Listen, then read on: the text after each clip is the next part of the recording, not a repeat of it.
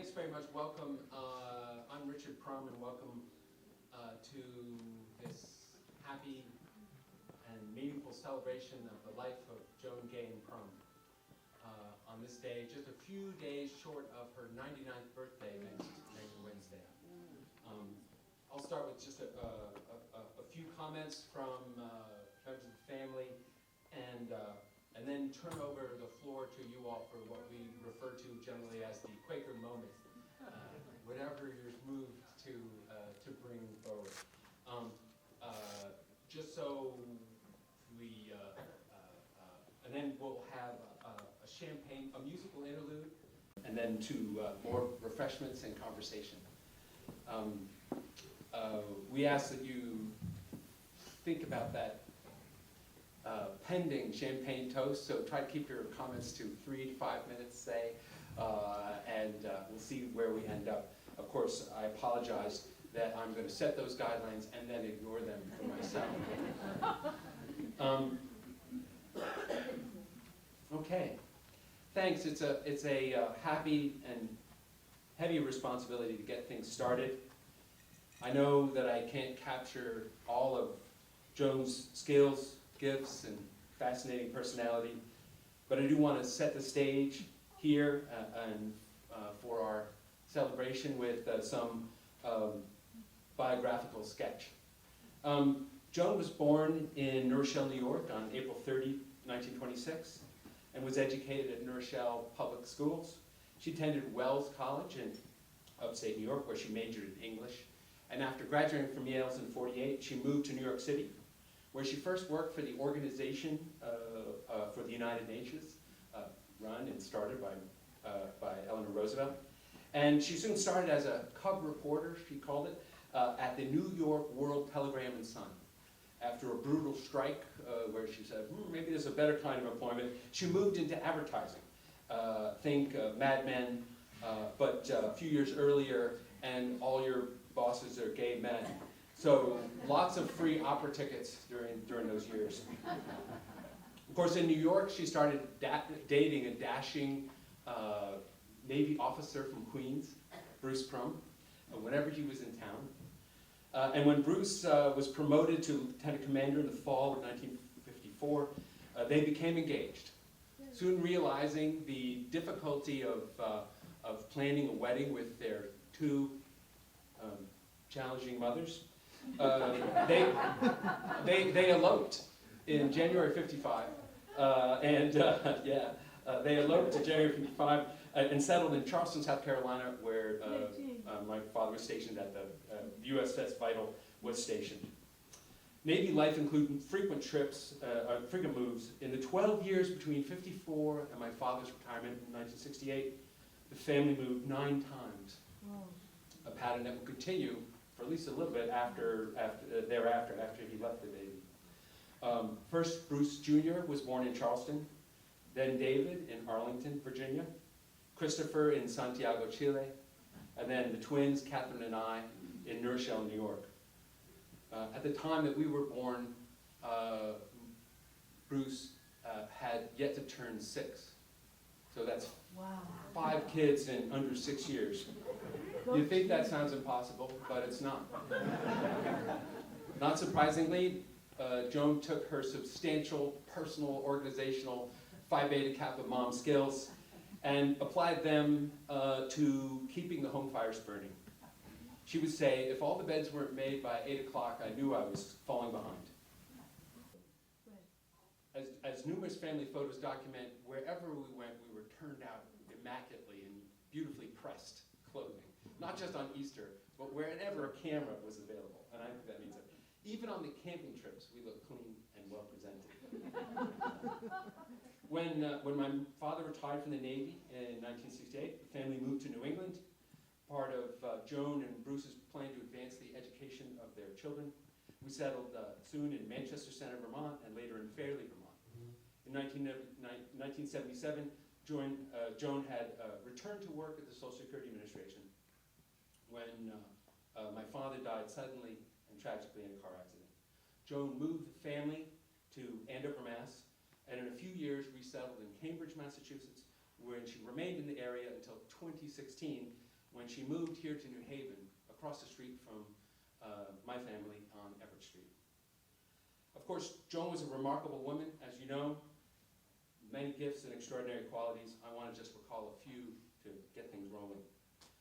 Of course, she was fiercely intelligent, genuinely fascinated by administrative and bureaucratic detail.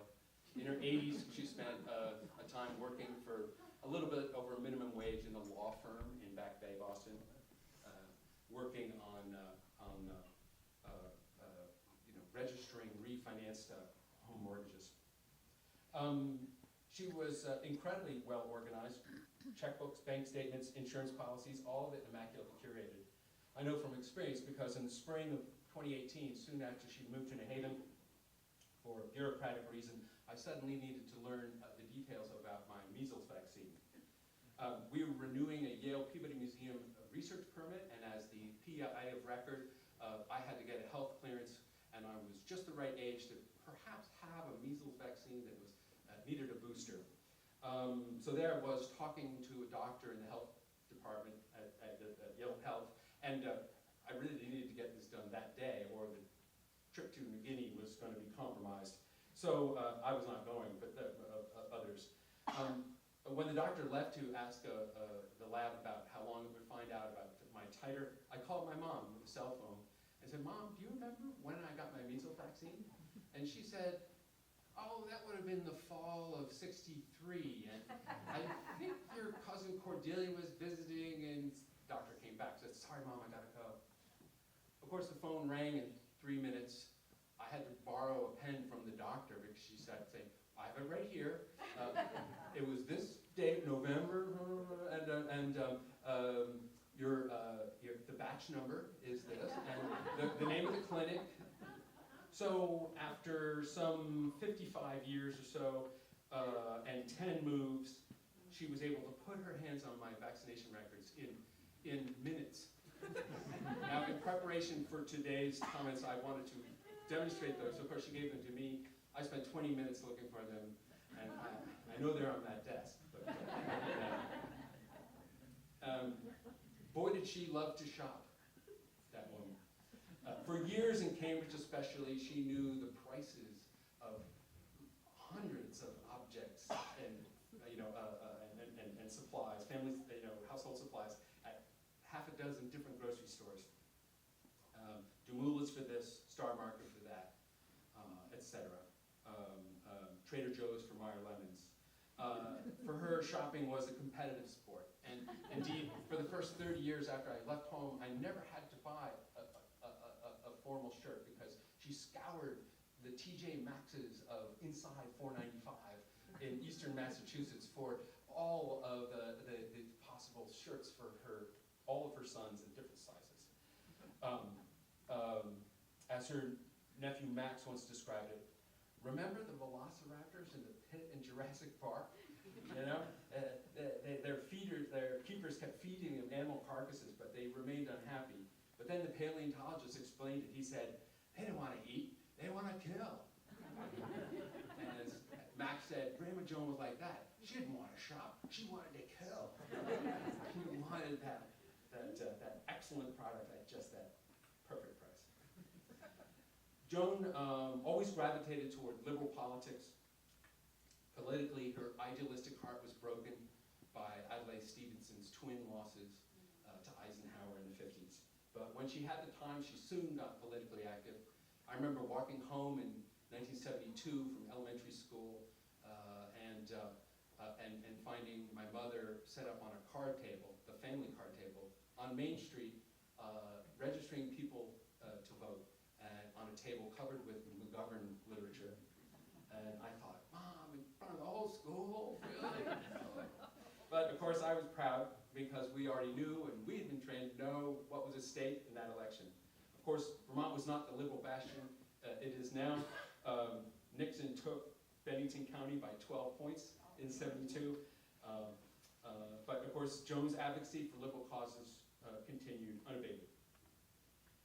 At some point during the Occupy Wall Street movement, Joan decided that in solidarity with poor families living under a certain restricted budget in order to qualify for food stamps, that she would live under the same government budget.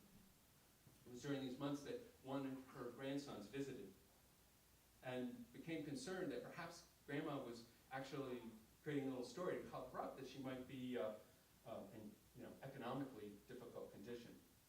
I had to assure them indirectly that Grandma, even in retirement, was a profit-making venture, that she was always stowing it away every month, and she wouldn't have lived otherwise, and that indeed she was acting in solidarity with those who were forced to live at this level. And I think she just loved it because it was another motivation for comparative shopping. Of course, Joan's deepest commitment was to her family, her children, grandchildren, and great-grandchildren now. She was tireless in organizing gatherings, holidays, and meals. And back in the 70s, when we were all off at school, she started a family newsletter she called Prum Lines. It was Xerox, and it had always a strip of peanuts at the top, informing us all of what was going to go, where we all were, what was all happening. In the electronic era, that turned into the email list, common email, and she would frequently say, even in the last year, send that to Prum Lines. Joan's life was not always easy, but she responded to her personal challenges with single-minded resolve, faith, and energy. She adored her father, but his sudden death when she was 11 years old, at the height of the Great Depression, left her family financially precarious. But she put herself through college, often while supporting her own mother, and became independent. When she married my father, she was making twice what he made as in advertising. And when our father died in 1977, all 5 of us were enrolled in New England private universities and prep schools. Having just returned to work for the Social Security Administration after 20 years at home, or working in the home, she buckled down and pulled off an economic miracle. We all graduated with no loans and no debt. Wow. And of course, she was vastly proud of us, and we all benefited from that. Joan experienced, although a number of truly golden eras in her life, periods that meant especially meaningful to her. You know, being a newlywed mom in Charleston, South Carolina, living in the gracious, warm culture of South America and Santiago, Chile, and our years in rural Vermont, all of these were especially important to her history of the family, and they became ours. But moving to New Haven initiated an unexpected, rich, golden era for Joan. And this is where many of you come into the picture. After giving up her car, she needed friends and companions to get out and go shopping. Of course, that's a vital. Joining Home Haven introduced her to a whole new community. She loved the memoir group taught by Professor Harriet Bergman and her fellow memoirists, including Nira Silverman and Norman Shanaki and many others. She cherished the company and support of the women's group that I took to calling Joan's Posse. Helen Robinson, Carol Bartlett, Rosemary Plotnick, Kim Rakusin, Jean Drury, Jean Kerr, and Hannah Hyland, and others. You, Joan's New Haven community, gave her a final years of emotional, intellectual, and personal richness that she never expected, never imagined, or thought she deserved. By becoming just a little bit less self-sufficient and a little bit dependent on others, she learned again how to make friends and new life companions. In truth, having been so capable and so self-reliant all of her life, I'm not so sure that Joan was not learning many of these lessons for the first time. And for that, on Joan's behalf, as she would do, I want to turn momentarily the attention to you, her New Haven community. I want to thank you for providing such a warm and embracing community that made Joan's final years so rich, rewarding, spirited, and loving. Thank you very much. I want to turn now to Bruce.